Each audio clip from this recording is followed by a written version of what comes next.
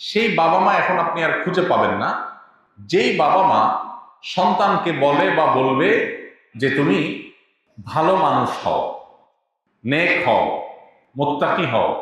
এই কথা বলা মানুষ খুব বেশি পাবেন না। বাবা মারও লক্ষ্য হলো, বাবা তুমি কি হও? টাকা পয়সা কামাই করো, ভালো শিক্ষা দীক্ষা অর্জন করো, ভালো সার্টিফিকেট অর্জন করো, ভালো জায়গায় জব করো, ভালো ক্যারিয়ার গড়ো, যাতে আমি গাল পেটাতে পারি আমার ছেলেটা অমুক, আমার ছেলেটা তমুক, আমার ছেলেটা ওই চেয়ারে বসছে, আমার ছেলেটা ওই দেশে গেছে। এতে আমার ভেতর দিয়ে জ্বলে পড়ে ছাই হয়ে যাক, কিছু আসে যায় না। উপর দিয়ে মানুষ জানতে হবে যে আমি অনেক ভাবসাবে আছি। সেই প্যারেন্টস পাওয়া যায় না যে প্যারেন্টস বাচ্চাকে বলে বাবা সৎ হও, নীতিমান হও, আদর্শবান হও, আল্লাহ ভীরু হও, ইমানদার হও, মুত্তাকি হও, মুত্তাকিদের লিডার হও। এর পাশাপাশি তোমার যদি ব্যবসা, চাকরি, ক্যারিয়ার এগুলো যদি ভালো হয় আলহামদুলিল্লাহ, ভালো না হলে দুঃখ নেই। এইভাবে পাওয়া যায় আজকাল, পাওয়া যায়। আমরা যেরকম আমাদের সন্তানদের ক্যারিয়ারিস্টিক বানাতে পাগল হয়ে গেছি, সন্তানরাও কিন্তু তার পরিণতি আমাদেরকে কড়ায় গড়ায় বুঝিয়ে দিচ্ছে। আপনি এমন ফ্যামিলি খুব কম পাবেন এখন, যেই ফ্যামিলি বাবা মা বাচ্চাদের ব্যাপারে খুব হ্যাপি, খুব কম পাবেন। প্রত্যেকটা মানুষের অভিযোগ, আমি আমার সন্তানকে যেভাবে চাচ্ছিলাম সে সেরকম না। এরা এমন কেন? জেনারেশনটা এমন হয়ে যাচ্ছে কেন? এরা তো ক্রেজি কেন? এরা তো অসহনশীল কেন? এদের মধ্যে আনুগত্য নেই কেন? আমরা তো এমন ছিলাম না। এই বয়সটা তো আমরাও পার করে আসছি। আমরা তো এত ক্রেজি ছিলাম না। আমার বাবা আমাকে এতগুলো জামা দিতে পারেননি, আমার বাবা আমাকে এত খাবার দিতে পারেননি যত খাবার আমি আমার সন্তানকে দিতে পারছি।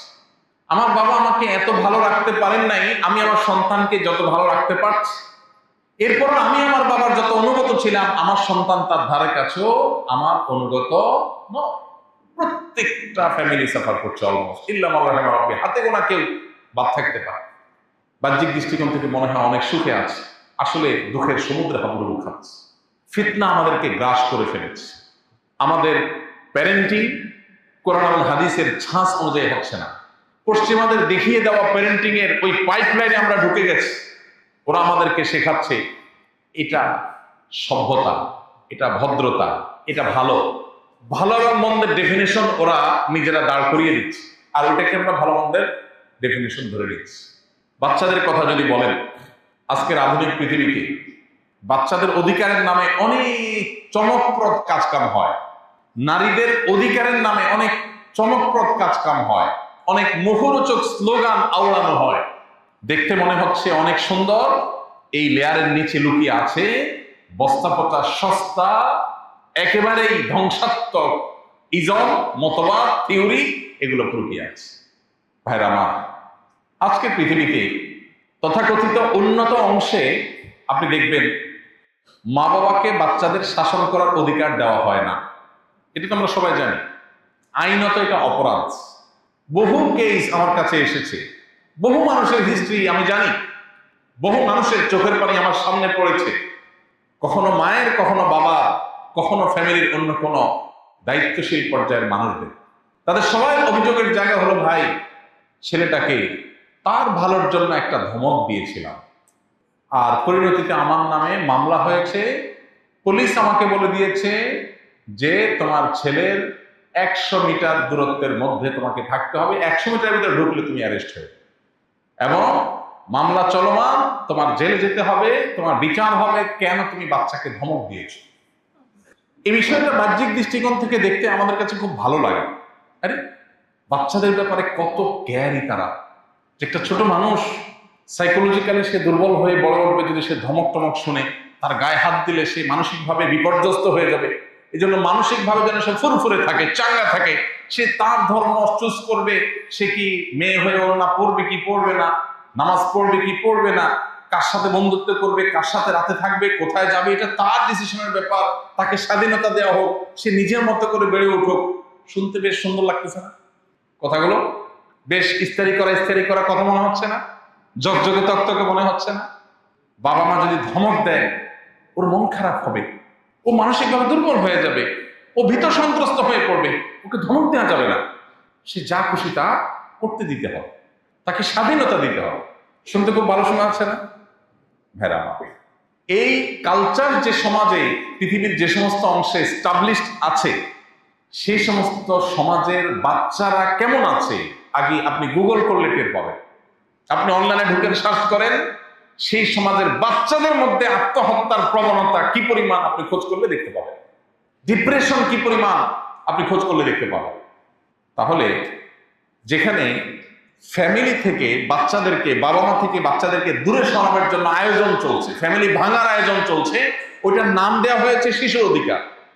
স্বামী থেকে স্ত্রীকে দূরে সরাবার হাজারো আয়োজন করা হয়েছে, সেটার নাম দেওয়া হয়েছে নারী অধিকার। যেখানে মানুষকে বোকার বেকুব বানানোর প্ল্যান পরিকল্পনা চূড়ান্ত হয়েছে, সেটার নাম দেওয়া হয়েছে মানবাধিকার। ভাইরা আমার, এই ফিতনাগুলো আজ এমন ভাবে ধেয়ে আসছে, এগুলো আমরা শিক্ষার নামে বইয়ে পড়ছি, এগুলো আমরা আদর্শের নামে আমাদের আইনে সংবিধানে ধারণ করছি, এগুলোকে আমরা সভ্যতার নামে গো গ্রাসে গিলছি এবং এগুলোকে নার্চার করছি। মুসলমানের কাছে আজ কোরআন এবং হাদিস এটা ফোর্থ সাবজেক্টে পরিণত হয়েছে। এটা সেকেলে নাউজুবিল্লাহ, এটা পুরাতন, এখন আর চলে না, এখন আধুনিক যুগ, এখন অনেক আমরা মুখরোচক অনেক নতুন নতুন আইডিওলজি পেয়েছি।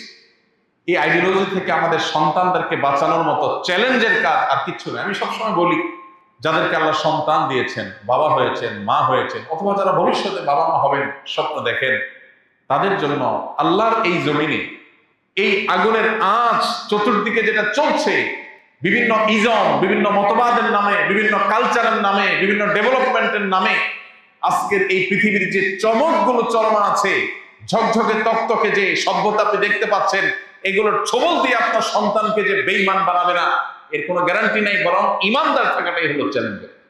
এর জন্য দরকার সতর্কতা, এর জন্য দরকার চোখ কান খোলা। আপনি যেটাকে দেখছেন খাদ্য, সেটা বিষ না তো?